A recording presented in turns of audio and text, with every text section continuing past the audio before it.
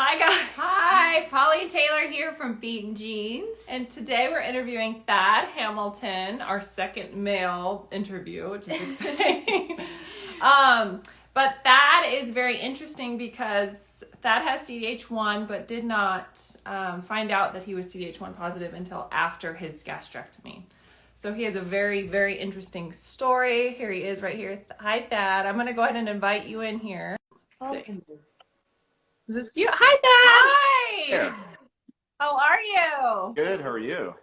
Good. You're coming to us from sunny San Diego. Yeah, and just in the nick of time, my landscaper's here. So if he shows up with the blower, I'll have to move to a different. Oh, shoot. Oh, okay. Thanks for the heads up. All right. So I just want to say that I read your blog for over the past couple of days, which is at Caring Bridge. We're going to link it down below after our interview, but I just want to say how well done it was and how much I appreciated you just explaining in detail every single step of your journey, which was just really, really cool for all of the people out there who are looking for advice during this difficult situation. So Yeah. it was really, really good. Oh, well, you're welcome. Thank you. I definitely wanted it to be helpful for anybody that would read it. Yeah. Yeah, I appreciated it too. Yeah. All of the details, and then your wife getting in there with her Yeah. updates as well. Pretty good. She was obviously very, very helpful. And Yeah. so I was lucky to be surrounded by people that were willing to help and do whatever they could. Right. Right. So tell us, how many years ago did your discovery happen? Well, it started with my sister in 2007. She passed away from HDGC, but at the time we didn't really know that that's what she had. And we didn't know it was hereditary. And we didn't test for CDH1. And unfortunately, we started a foundation to support people with gastroesophageal cancer, and I never really took the extra step that was required to see if it was hereditary and go do the testing. And so in hindsight, that would have been ideal, to be involved in the industry, so to speak, and not be aware of that genetic mutation, in hindsight was a big miss. And so then what really kind of transpired was that in early 2020, we were on a ski trip together, and I had been actively trying to lose weight. And so I was eating less. And my wife, Kristen, and Wyatt both said on the ski trip, we're noticing you're not eating all of your dinner. Is that basically that simple? Right. And so the technical term for it is early satiety. And so I went in, got a physical, all my blood work came back clean. My doctor, just my GP at the time, he said, well, given the fact that you had a sister that died of cancer and you appear to have some stomach issue, let's just do an endoscopy. Mm-hmm. And so I went in and did the endoscopy. And I can't remember exactly how many biopsies they took, but he went in, looked, and said, yeah, it looks like you just have really bad gastritis. But I took some biopsies anyway, and we'll see what happens. And so one came back potentially problematic for signet ring cell. And so I got scheduled for CT scans and a PET scan. And you may know that a lot of times CT scans and right.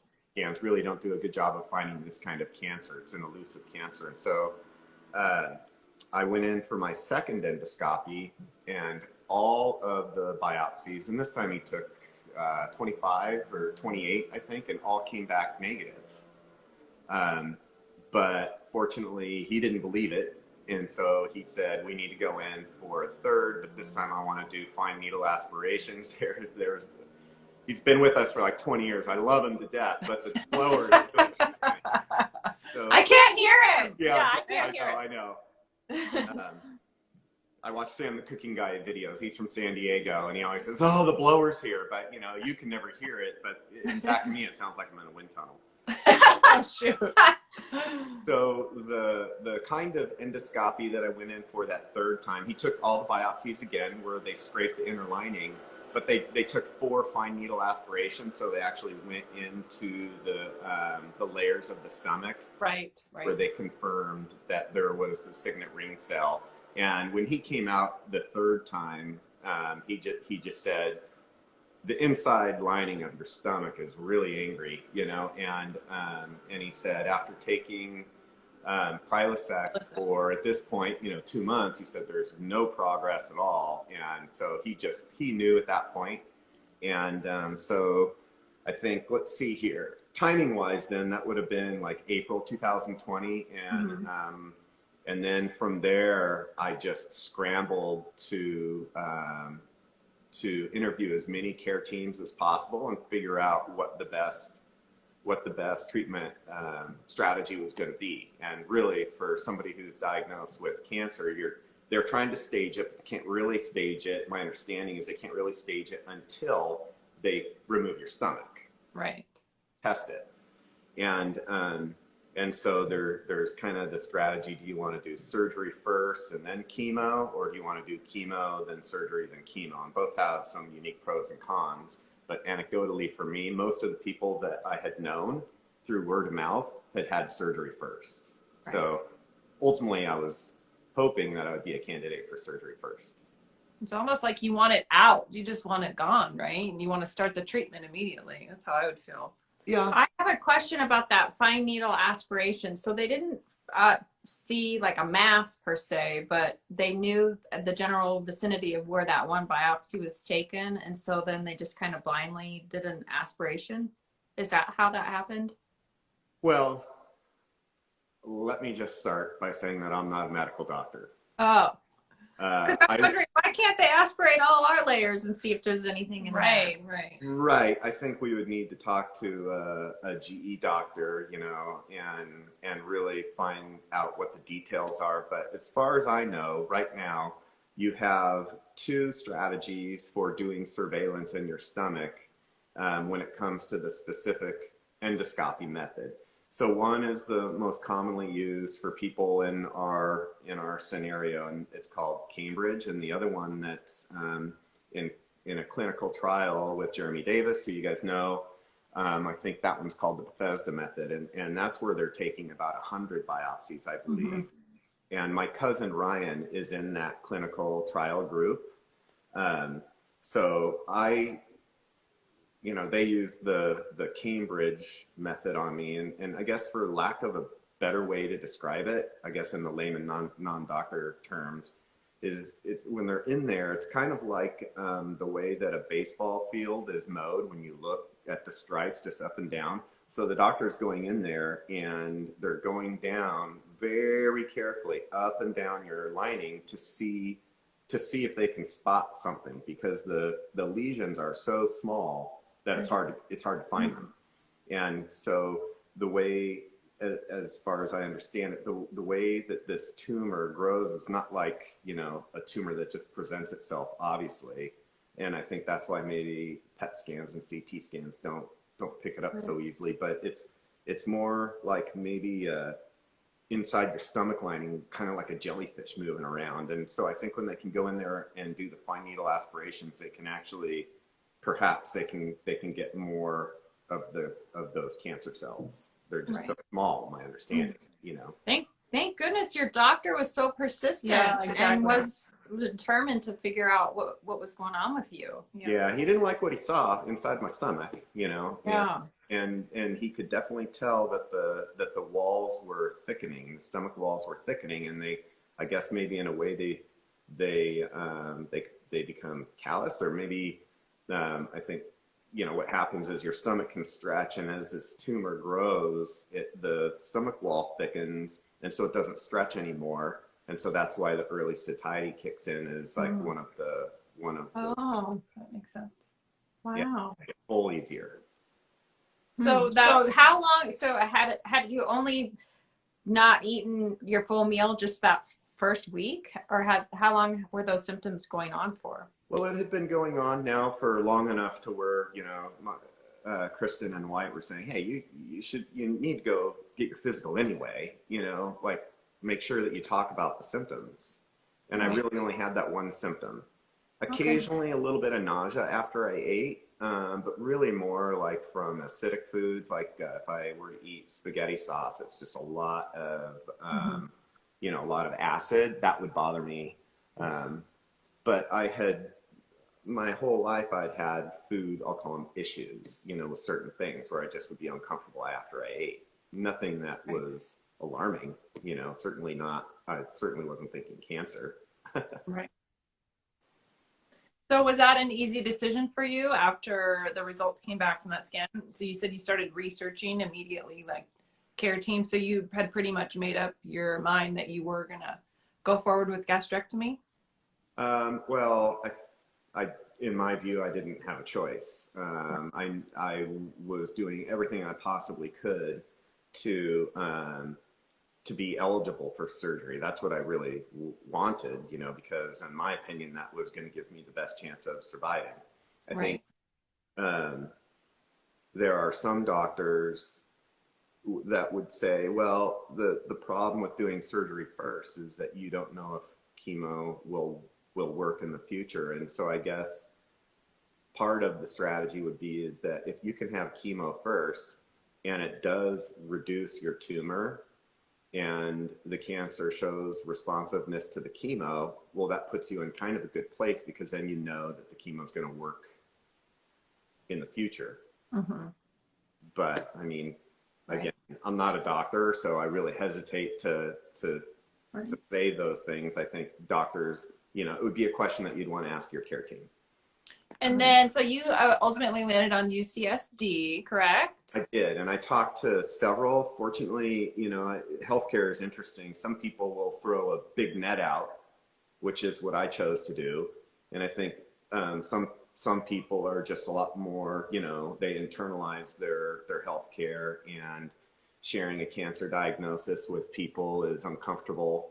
Mm-hmm. And especially, with gastrectomy, there's just so many things that come with it that are, private, all the poop stuff that people will talk to you about your doctor, and then especially for women, the lobular breast cancer threat of the hereditary diffuse gastric cancer is, I can understand why a lot of people don't want to talk about it, but my choice was I'm going to cast my net out to all my friends and family and find out who has a connection and get me connected to, all the care teams as quickly as possible, because I really felt like the watch was going quickly. Yeah. From the time that my sister was diagnosed to death, it was about 8 months. So, Oh, wow. yeah, well, as you know, most people are diagnosed stage 4 because you just don't have any symptoms. Right. And so I didn't know where I was from a staging perspective. We thought we were in a 2A or 2B kind of Mm-hmm. that realm. But my tumor, in this case, my understanding is, again, you stage the cancer 2 different ways. You have your overall cancer staging, and then you have your tumor staging. And my tumor was T4A, I believe. So it had gone to the cirrhosis. So it had made its way to the outer layer of the stomach, but it hadn't yet got into my lymph nodes or any surrounding organs. So that was good. Good. Now your gastrectomy was, after reading your blog, I'm like, wow, it seems like you did so well with it. Like it almost didn't seem like that big of an issue until sort of when you got home was when you started having issues with food and stuff. Yeah, I would need to go back and read some of the specifics. So what I put in Caring Bridge is probably 1/20th of the notes that I took, Right. because I tracked everything every day, exactly what was happening, because I wanted to be able to go back and read it. But also, if anybody ever had it, especially my son who's CDH1, Right. I wanted to be able to say, here's all my notes, and here's what worked for me, and here's what did it. So food is obviously a big challenge. I did have that little added complication of I got an infection on the very outer layer, and it turned out to be nothing other than an inconvenience, and it's kind of gross to pack and unpack your own wound. But I mean, all things considered, that wasn't a big deal. That was an incisional infection? Yeah, you know, I mean, there's so many different cuts, and Right. when I was in the hospital, I did have one evening where I spiked a pretty bad fever. Yeah. And I can remember just like having sweat all over my body and just in the bed. And so, you know, if a wound's going to get infected, that seems like that would probably be kind of, you know, an obvious way it did. But it's, you know, it's not that big a deal. And it's, I think, fairly common. I was just a little unlucky. The bigger issue to deal with is certainly, you know, food and how to eat, when to eat, how much to eat, how much to chew. You know, everybody says chew your food and eat slowly. And every day, that's still something I have to focus on every day. Still, it's hard. You know, 50 years of eating big meals, and then all of a sudden to become a grazer, so to speak. It's a hard transition to make. Yeah. And eating for me is such a social thing. I was just going to say, you're a social guy. You do your happy hour with your friends, and that's we love to have people over for dinner, and you know, so it's just, it changes a little bit. We still do it, but I can't sit down and eat a Thanksgiving dinner. Right. Yeah. So, okay. So you had your stomach removed. At this point, you still didn't know you were CDH1 positive. No, all throughout this point. So it all happened very fast. Once I was confirmed with cancer, the care team immediately wants to do as much testing as they can because they want to see if you have any other gene mutations, and I think they want to figure out if immune therapy is going to be an option in addition to chemo. And so my doctor, once we finally chose UCSD, and Dr. Fanta's my oncologist, he's just like an absolute hero, you know, he's like my long lost brother. And my surgeon, Dr. Kelly, terrific. Just both of them have been incredible. And so they just immediately, you know, order all the tests and everything because they want to have as much information as possible. Right. And so that resulted with being CDH1 positive. Yeah, that's when we saw that gene mutation, and then the rest of my family had to get tested after we confirmed that. Oh, wow. Now I want to jump back to that in a minute. So, so you had your stomach out, and then they found that it had gone. Well, there's 2B, and then the tumor was stage 4A, correct? I don't know if I'm saying that right, but you had to go through chemotherapy, 12 rounds of chemo, right? Right, adjuvant chemotherapy. And so it's just, you know, at that point, what they say is, and I'm going to go back and give you my official, staging. They did a washing or something, or no cells in the water. Yeah, my staging is PT4ANOMOG3. So clear margins, no lymph nodes. So the tumor invaded the serosa, but no regional lymph nodes or metastasis. And so they took 36 lymph nodes out, and all were negative. So that's good. Oh, that's amazing. That's so great. Yeah. So what was the rest of the question? Now I forgot. So the chemo, like reading your blog, it felt like you started off really good, and then it seemed to me like that was the hardest part of your journey, was the chemotherapy. Is that correct? Yeah, and it's not because of for me, it's not because any one particular chemo infusion was in itself horrible. It's more just, it's a marathon, you know, and so I would feel kind of bad for 4 to 6 days after I got the 5FU pump disconnected. So there are 2 different kinds of chemo that most people, I think, will tell you you're going to get if you have gastroesophageal cancer, and one's going to be FLOT, which I think they give you maybe if you've had some cancer spread. In my case, I was supposed to have FLOT, then surgery, then FLOT, but then they changed it, and I did surgery first, and they went with something called FOLFOX, and it just, you know, it's what chemo drugs they used. And so oxaliplatin is the one that creates the the neuropathy and the cold sensation. So that's really uncomfortable. And the 5-FU just gave me really bad allergies and some other, you know, just side effects where I just got tired, you know, just really, really tired.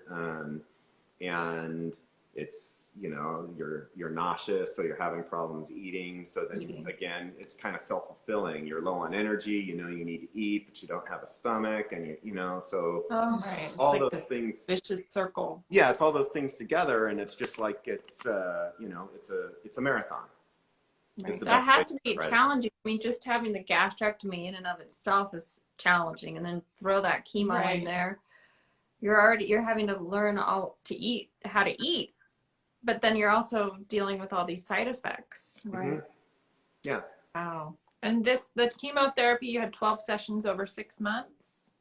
Yeah, I took a couple of breaks. One, so I can't remember exactly, but I think I had probably, let's think, 6 or something like that. And I went into one of my CT scans. And I didn't write about this in my Caring Bridge, largely because I didn't want to talk about it with anybody other than my family. We didn't know what the problem was, but I had ascites building up in my abdomen. And so for me, mentally, that was scary because I do remember my sister, she had gone through chemo and really responded well to it. And she went in for a PET scan and CT scan, and they came back and said, we don't see it, you know, this is great. And 2 weeks later, she got ascites, and then she really went downhill from there. So in my mind, it was scary. So ascites, I'm seeing a question there. Ascites is liquid buildup in your abdomen. It happens to a lot of people with liver problems, but it's also a side effect of the surgery. Potentially. Also a sign that maybe there's cancer recurrence. So as people will tell you, you know, I guess the scanxiety, they call it. Whenever you go in for these scans, there's anxiety. You don't know what's going to happen. It's nerve-wracking. And so when there's, you know, fluid in there, they get concerned. The CT scans are designed to pick up any little thing. So if there's any little thing that the doctor sees, they're going to, you know, they want you to go through the process to make sure it's not recurrence. So it's nervous. So I took a month off of chemo then. Did they go in and have removed do exploratory surgery, or what was that like? Yeah, so they go in and they try to take the fluid out. I didn't have enough for the nurse to really access it that well. And so I think I may have had to go in a second time for her to try to get it. Kristen's here too, so sometimes, you know, I like to blame it on chemo brain, but sometimes I'm like, didn't I go in a second time? So I did. They took the fluid out. They tested it. There were no cancer cells, but then my surgeon went in because she wanted to again do a flush. So they go in, they do exploratory surgery. It's laparoscopic. And they put fluid in, they wash out your peritoneal cavity, they take the fluid out, and they test all of that for cancer cells as well. And I believe I've had that done 3 times. Oh, so this is like is this common for people? I think they do it prior to gastrectomy, or at least in my case, I was very happy they did it. If they don't do it as standard procedure, I don't know why they wouldn't, but before they go in for a full gastrectomy, if they can go in and do the exploratory surgery and do the washings, then they can tell if the cancer is outside of your stomach. So then they may also know if they're going to go in and have to remove potentially another organ or 2, you know. So I think you'd want to know that going in so that you can be prepared for blood transfusions, a long surgery, a more dangerous surgery, whatever it is, you know. So from my perspective, I was very, very thankful that they did that before my full gastrectomy. Oh, yeah, I didn't know that. I've never heard of anyone doing that. That's interesting. I hadn't either. Now, do you still have scans every 6 months? Well, fortunately, I'm about, cross my fingers, to go now start doing 6-month months of break in between CT scans. So my surgery was June of 2020. Mm-hmm. Then I went on chemo. I had 2 breaks. I had another break in January, and I finished my adjuvant chemo the February 28th of 2021. And yeah, and so just coming up on a year following the chemo, a couple of years here in June after surgery. And so I've been on a every 2 months CT scan, blood work, port flush. I also do a blood test called Signatera. And Signatera, again, I'm not a doctor, and I'm doing my very best to remember all the terms. But one of the things that Signatera does that I think is cool is they took my stomach out, or they took a sample of my stomach, and they do, I guess, gene sequencing. And what they do now with this particular test is that when they take my blood, they send it to Natera, is the name of the company, I believe. And Signatera is one of their technologies.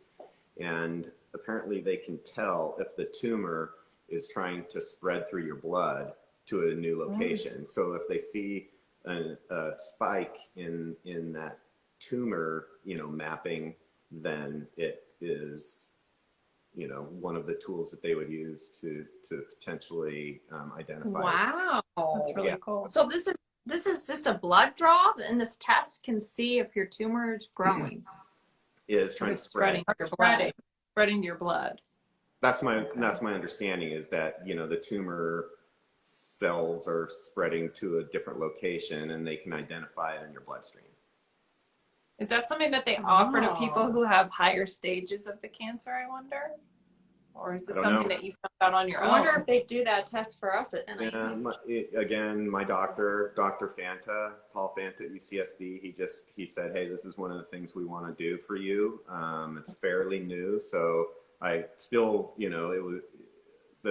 it was new enough that some of the nurses in the blood draw lab were still trying to figure out exactly what the right instructions were to label the tubes and everything. So it's becoming a lot more common in the UCSD infusion center. They're obviously now they're super familiar with it, but when I first started doing it, I would need to go get the tubes, and it seems like it's just something that's being rolled out. And so the Signatera blood labs I do about every 3 months. Okay. Wow, that just gives you peace of mind. How wonderful is that? Yeah. Well, it's another test. So if I look in my portal, they do a CEA tumor lab, and that's one of the ways to see, track recurrence. They're obviously looking at all my blood work to see if there's anything odd. I just found out my B12 is super duper low, which is common. So I have my syringe and my injection that's been sitting on my counter, but I'm going. Oh, you have to give it to yourself? Well, I was going to, but I'm going into the infusion center to have a nurse do it. Oh, that sounds better. I've heard that after you get the B12 injection, you just feel wonderful. Yeah, like all the energy. I'm looking forward to that. Yeah, just like I'll also tell you that if you ever have a chance to get liquid Tylenol in your IV, take it. Best thing ever.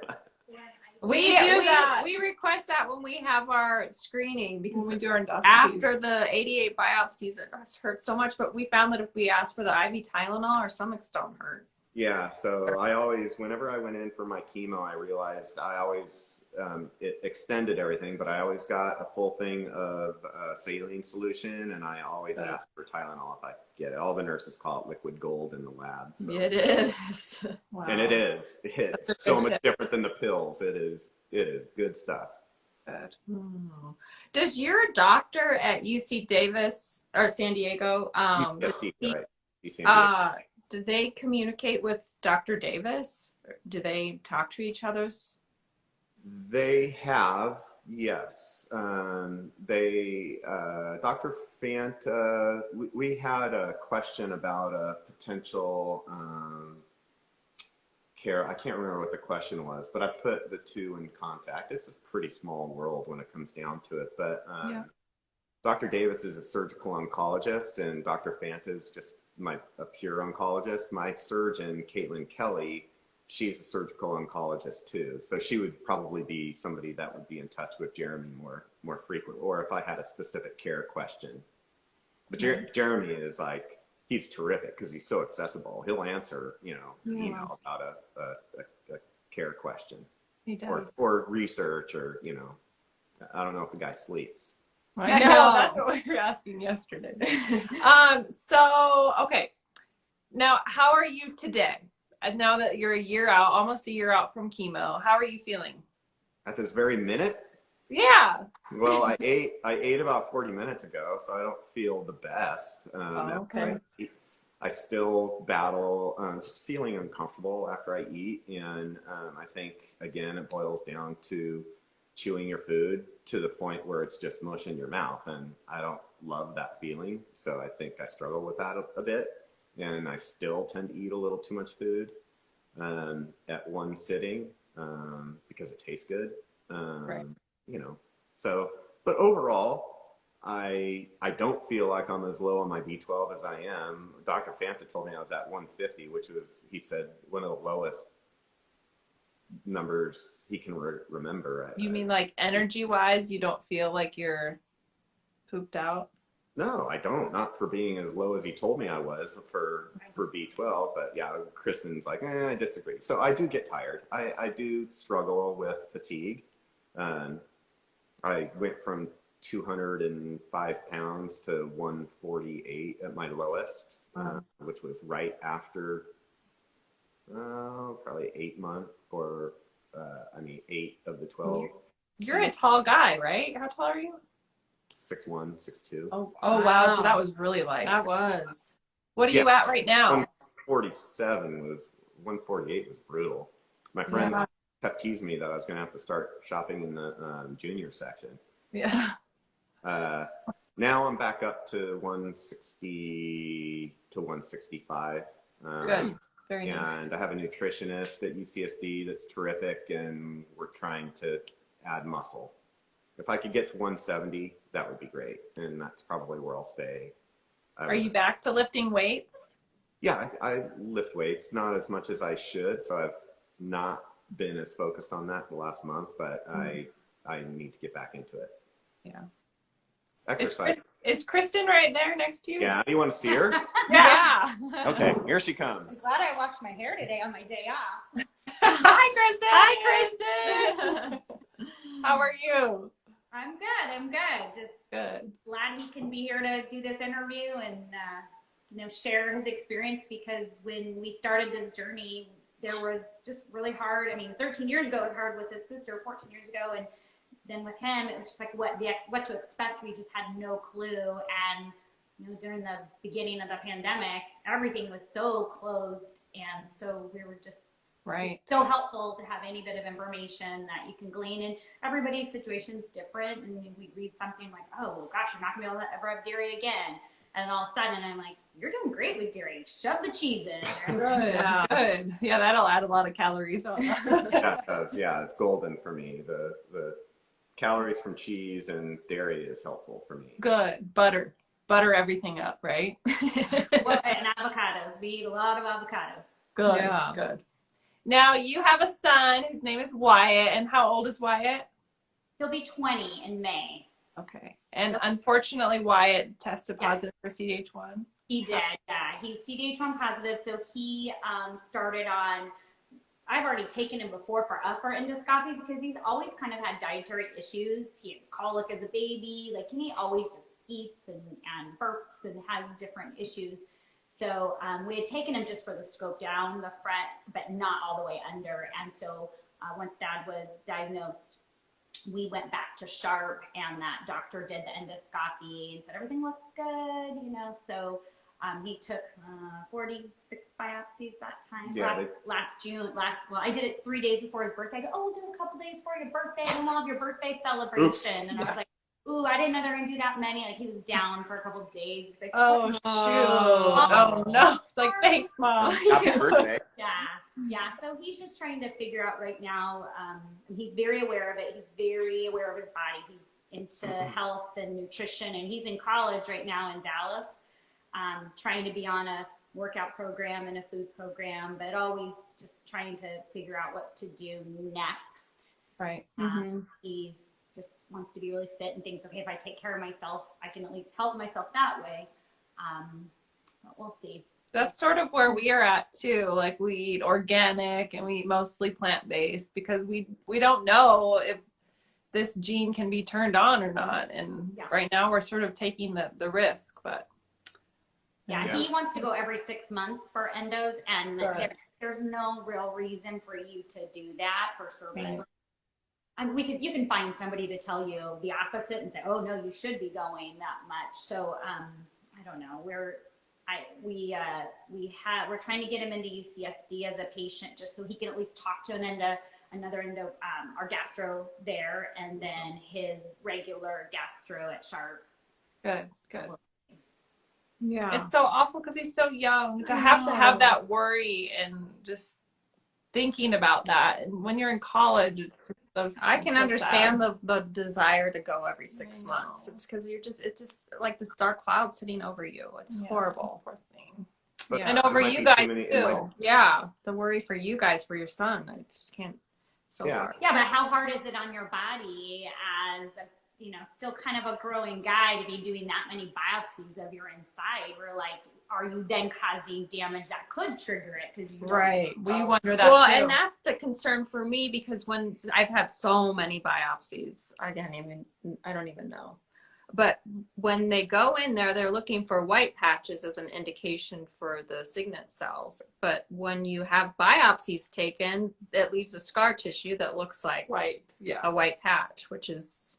So what do you do? Similar to Our strategy is going to be to talk with the UCSD team. We're going to talk to Dr. Keller at Sharp. He was the one that was just a dog with a bone when it came to my stomach. He was just not going to stop until he figured out what the problem was. In April, we'll I think you're aware of the conference. We'll spend as much time there, trying to identify what some of the new surveillance technology is.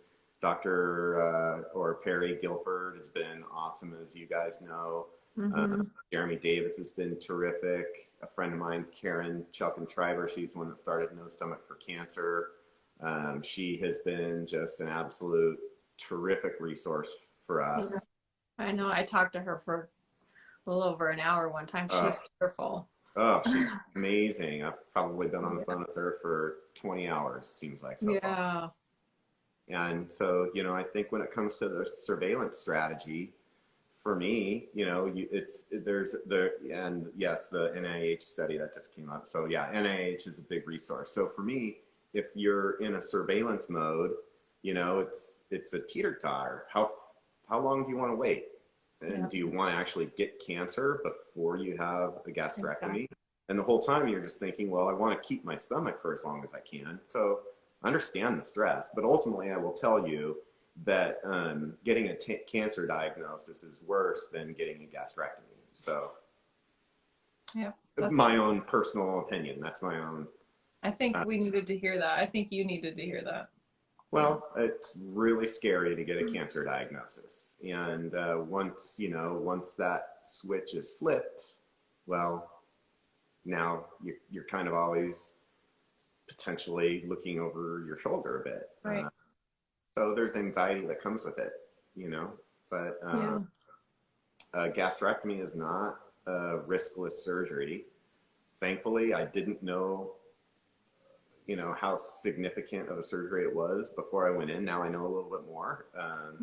And it's a big deal. You want to have a really good surgeon, somebody that's familiar with the technicalities of the surgery, and life actually goes on pretty well without a stomach. It's shocking to pretty much all of our friends right after, like, the week out, he was eating barbecued ribs 2 weeks after, and I was like, I don't should be eating this. Well, he has a colostomy bag, right? They think all these really extreme things, and like, it's just a crazy thing that it's very manageable. You know, he's skiing. He hikes. He does everything everybody else does. It's not the end of the world. It's really not. But having said that, do I want my 20-year-old son to go get a gastrectomy quite yet? No.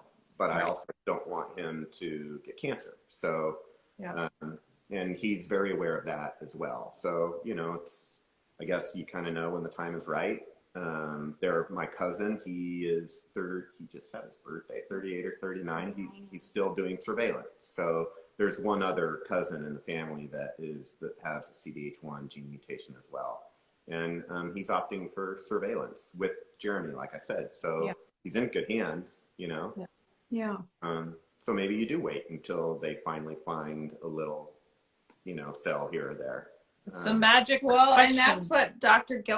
Perry Guilford was saying, is that the people who do it are the most successful with gastrectomy are the ones who came to the decision on their own. Like, they did their research, they thought it through, they are sure that this is something that they want to do rather than being pressured to do it.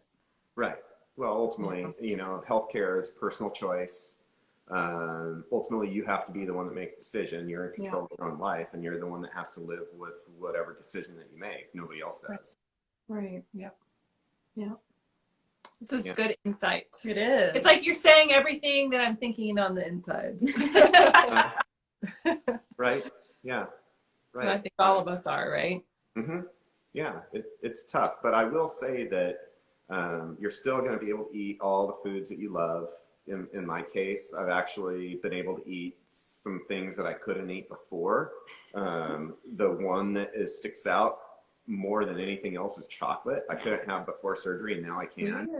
Usually that's the opposite. I know. So you had a chocolate allergy, or just didn't sit well? But if I ate chocolate or now drink coffee or eat tree nuts, I break out with the skin rash. So I don't know if it's an allergy or what, but I definitely, it's like. Or even our acidic foods that would upset your stomach, like you and Wyatt did, like spaghetti sauce or something like that. Well, now it's kind of like. Yeah, well, I'd still like to add like a cream or cream cheese or something to the sauce. It kind of offsets the acidic. Me, I don't know. Sounds good too. It is pretty. And then, what about spice? Can you have spicy?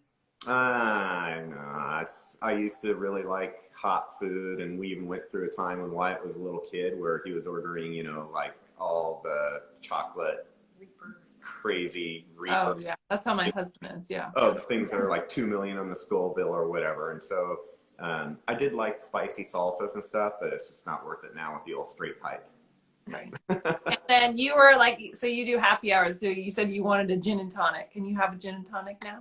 Yeah, I can. I probably shouldn't, you know, but one of the things that it does help me with is appetite. So, you know, obviously I think drinking too much is not a good call. But, you know, a cocktail a night, is that a lot? Probably. Is it too much? I don't know. But white wine. Yeah, no, I can't.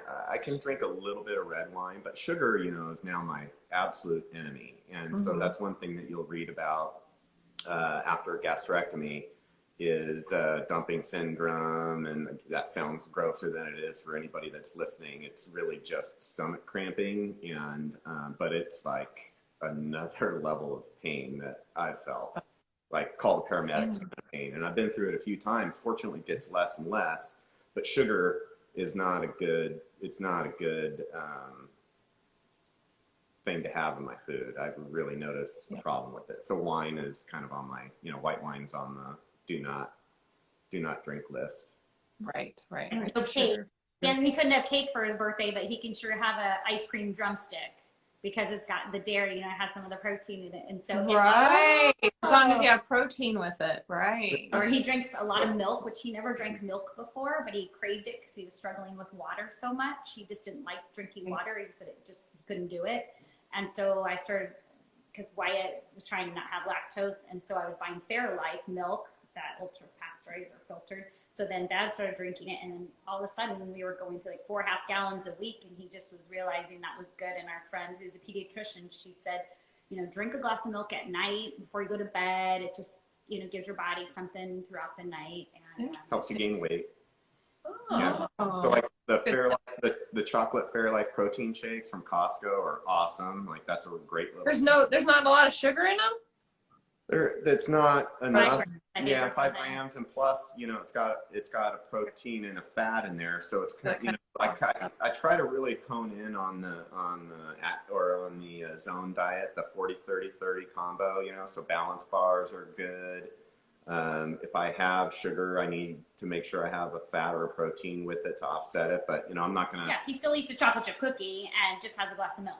Yeah, Okay.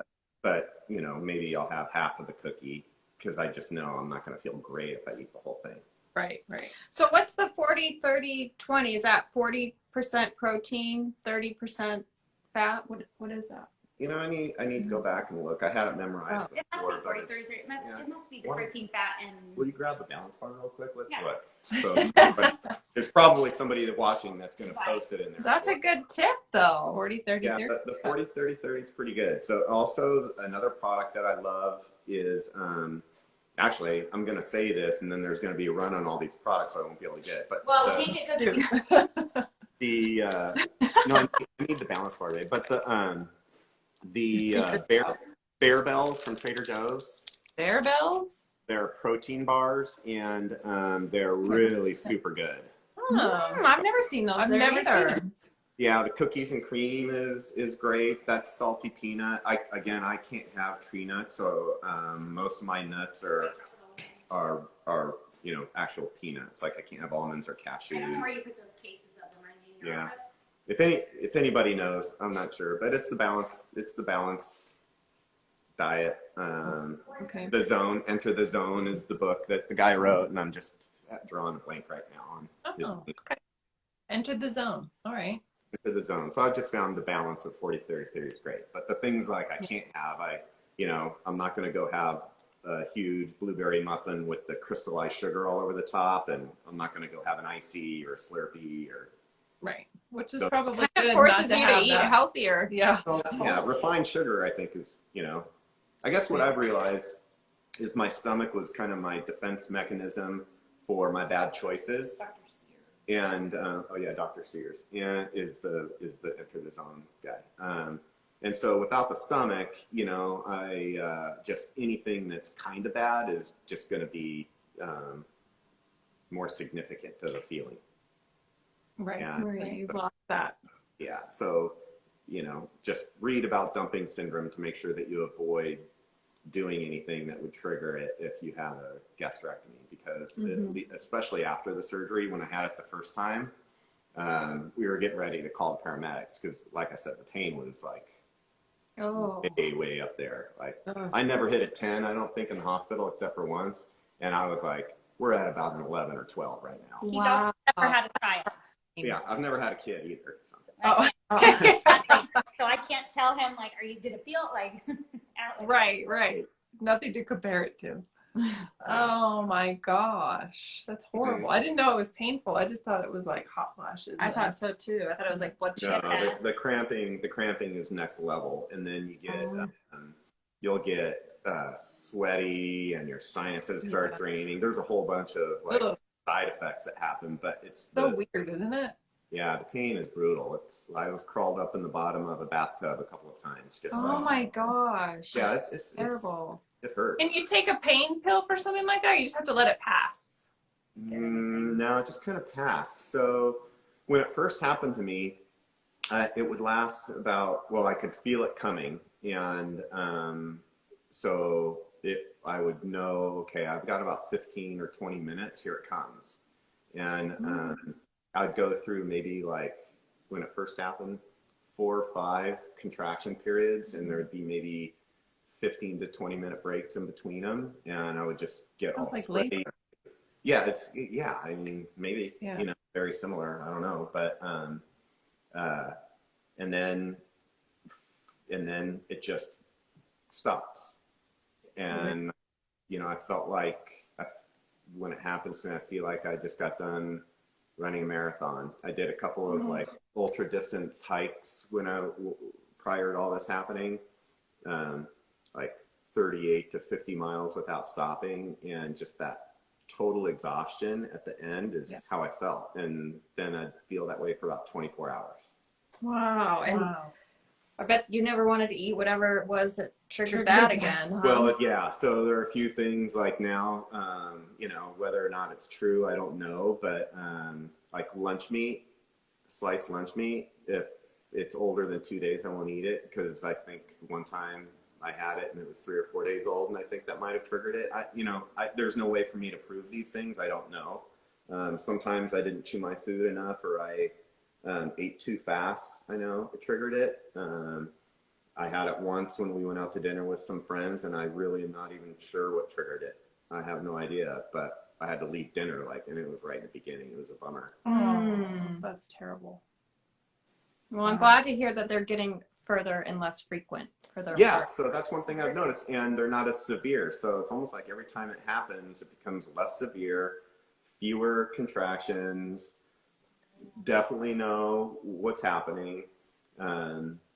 I asked Karen for tips, what did she do when she got it? And she said she used to, if she felt it coming on, she would eat Starburst fruit chews. And I was like, oh my gosh, that's pure sugar. So, Yeah. But she said it worked perfectly for her as kind of the initial self-defense. I So tried. weird. All the trial and error that people have figured out, Yeah. everyone is so different. I know it is. Yeah, I think you just got to figure out what works for you, but the first couple go rounds are super scary. And,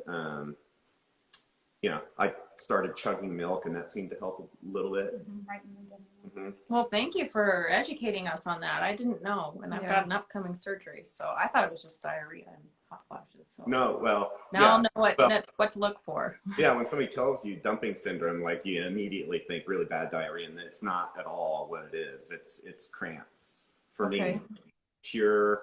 The worst part about it is the kind of the hot flash, and then the cramps that come with it. Wow. All right, back to the water question, because in your blog you talked about how you drank the water and it was like knives going down your throat. Yeah, you said you were in pain for 2 days. Can you? That's from the so that's from. Oh wait, that was in the beginning though. That was when you first got home, right? Right. Well, when you're in the hospital, you have to do your swallow test.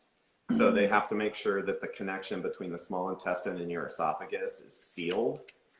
And so that's the first time that I ever had to swallow anything after surgery. And that's kind of a scary feeling, because, you just don't know how everything is working inside yet. And you definitely know, things are repiped. And so that was scary initially. But once you figure out that, the connection is secure, doesn't leak, because in the back of your mind, if there's a leak, you got to go back in for surgery. And I couldn't have imagined getting cut open again. So that was nerve-wracking. But then what happened, and I don't know if it's a chemo side effect. I think it probably is, but I absolutely loved water before surgery. But now it's got it's kind of the taste combined with the Feeling? with the kind of the feeling or something. I don't know. It kind of makes me gag a little bit. So tension or something, they say. Surface tension doesn't mesh well. I really don't know. But if I add a little bit of Gatorade or something flavored to it, I can drink it. It's just fine. But water by itself just doesn't sound good or look good. Yeah. So that happened to Emily too. You interviewed her. She's from San Diego here. She's another awesome We love person. Emily. Yeah, but she had the same thing, and more people I've talked to have said, I think it's a chemo side effect. Now, well, lots of the people that we've interviewed just with gastrectomy, no chemo, experience the same thing. They don't like water. You have to put lemon in it. Something. Now, different than the knife feeling. That's from the oxaliplatin, and that's where you get the really significant cold sensitivity. So anything you touch in the freezer, or, if you handed me a cold can of soda or something like that when I was going through chemo, I'd probably just drop it, because it feels like you're grabbing something that's super cold. And when you drink, it's just, you get that same sensation. And one of the tests the doctors will do to know that you're kind of reaching your limit of the axilloplan, or at least for me, is you put your head all the way back or forward and you get like a shock kind of going through your body. And they know at that point that you're getting kind of close. At least that's what I recall. Yeah. Well, this has been really interesting, and there's been so much helpful information. Yeah, very educational. It's crazy how we keep learning new things like every time we do these interviews. So yeah, there's a lot out there. There's a lot I learned, that I put in my Caring Bridge. There's a connection to a guy here in Southern California that really gave me a lot of background on what FolFax was going to be like. So that link was really helpful to get me prepared for chemo. Few people have provided some insight on gastrectomy and what to do. I've got all my notes, so when you go in for your gastrectomy, if you want to see what I ate and when, that'd be great. But the one thing that I've learned is everybody's a little bit different. There is a book called Eating Without a Stomach that does give you some of the basics. That's pretty helpful. And then mentally for cancer patients, there are 3 books that really got me through a lot. One is called Between Two Kingdoms, and Salika Jawad, I believe that's how you pronounce her last name. She's a leukemia cancer patient, unfortunately just had recurrence, so she's about to get another bone marrow transplant. But she is just an amazing writer, and that book just helped me deal with cancer in general. And then there are 2 books written by Ryan Holiday that are awesome. One's called The Obstacle is the Way, and it's really teachings of Stoic philosophers. And then there's a book called The Daily Stoic, which also has been a tremendous help in dealing with anxiety and things that you think could happen when your brain starts to get creative and go to worst case scenarios. I've just realized, like, basically wasting your time. Right. Yeah. So, great. We'll have to, maybe you can write us the names of those books and we can put them below. Yeah, I'd love to. Yeah, that's a good idea. That's great. Great. Well, do you have any other questions? Is there anything you that we didn't talk about, or that you feel like you want to say? I think for us and our community is just what you guys are doing is terrific. Having all these resources in one place, I think, is super helpful to give people a head start. Because if you do get a cancer diagnosis or you do test positive for the CDH1 gene mutation, you just kind of feel like all of a sudden you got to take a crash course on cancer. And it's nice when you can focus in on what your specific scenario is. So I think the message to you guys is thank you. And I just want to be a resource for whoever wants it or needs it, That's great. Well, we appreciate you. We appreciate everyone who's participated. And because when we found out, we got online and we didn't really see much out there. Yeah. And you want to know everything because it's like changes your world. Yeah. So. Drinking from a fire hose. Yeah. But I think, with the people that are in this really small community, I think, honing in on what resources are out there. I sent you that link with the it's really helpful. And then a lot of what's done by Karen and Jeremy and NIH, a lot of what gets published there is really helpful with some of the research that's being done. So yeah, agreed. All right. We appreciate you so much, and you rock. You're kicking cancer's butt. I know, it's so exciting. And now you get to switch to hopefully 6 months here soon for screenings, right? When will you find that out? I'll do one more Signatera test, and as long as that is flatline, then I go to every 6 months and I get the port out. So that'll be nice too. Wow, that'll be We're amazing. keeping our fingers crossed for you. Me too. Thank that you. Would be so great. And So hopefully keep us posted. Hopefully you get that burst of energy once you get your B12 shot later. Right. I'm counting on it.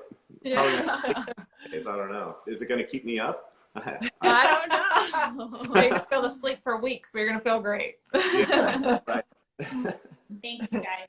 Thank Oh, you. thank you, Kristen. It's so Thank good you, to Dad. meet you guys. Yeah. Let me so know if you much. need anything. Absolutely. Okay, we appreciate you. Bye. Bye. Bye.